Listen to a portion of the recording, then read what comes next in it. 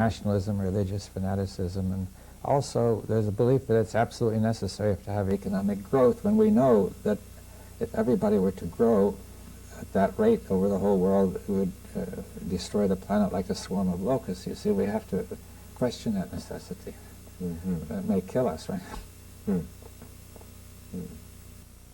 Along those lines, if I believe it was Archimedes who once said that, give me a place to stand and a stick long enough and I will move the world.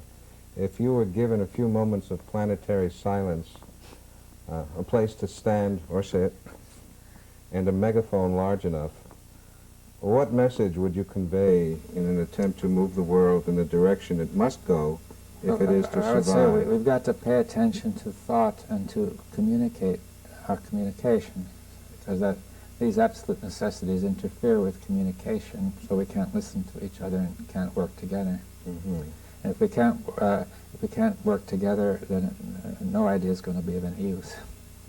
So we have to begin, square one would be paying attention to thought itself. And how it keeps us apart. I see.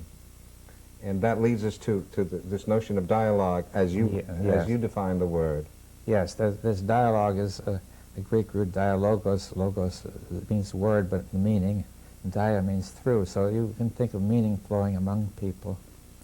And I gave the example of an anthropologist I read many years ago, studied a North American Indian tribe, the hunter-gatherers, and they would sit in a circle and just talk about gender without decisions or without authority or without anything, and then they would end up, it seemed, with no conclusion, and they would all know what to do because they kept on talking. You know, they didn't just talk once; they would talk regularly, right? Right. Now, if we were able to do that, we would see. The main problem is that people are not able to listen and talk with each other, and therefore, how can they get together? Do you feel that at the present situation, the specific situation, that people are listening to each other with regard to the international situation? Well, not very much, no. Not very much. Which leads me to what I call my bonus question. It pertains specifically to the events of today as they're happening as we get together. On a recent program on CNN, journalist Robert Novak was interviewing Dr. Gerald Post, professor of psychiatry and political psychology at George Washington University in the United States.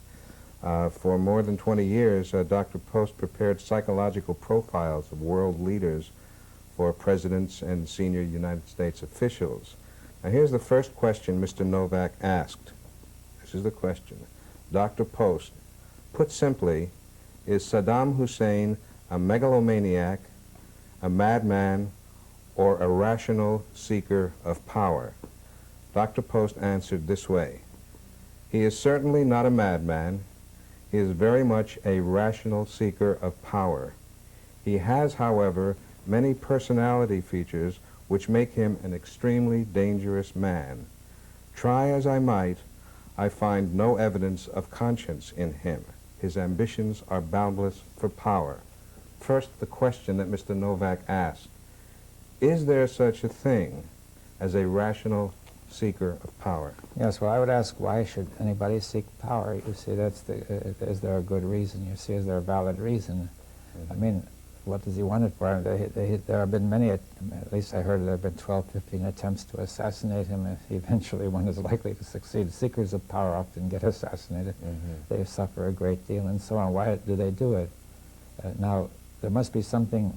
You see, I think that the world confuses people from early childhood. You see, there was Alexander the Great, and he apparently had a very bad relation to his father, and his mother hated his father, and he was probably identified with his mother, and he probably felt he had to show his father something. Boy. And he gave him the energy to conquer the world, a tremendous energy. With he commanded absolute devotion from his troops and so on. I mean, he's a much higher level than Saddam, obviously, but.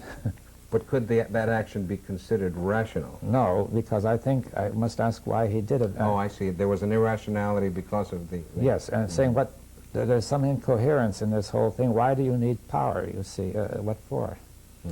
I mean, if you ask why, because there's a thought in you of absolute necessity of power.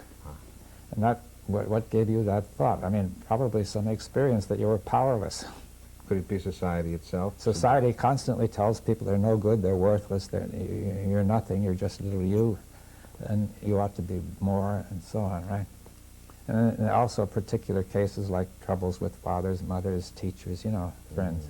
So society embellishes the notion that power is in fact Well, something to strive for and something. Well, at least it creates in the person the feeling that he's powerless and that if he had power, he would be all right. It creates a very disturbing feeling of being powerless. You see, now when people feel powerless, they say, I need power. But I say, I think they need it like they need a hole in the head.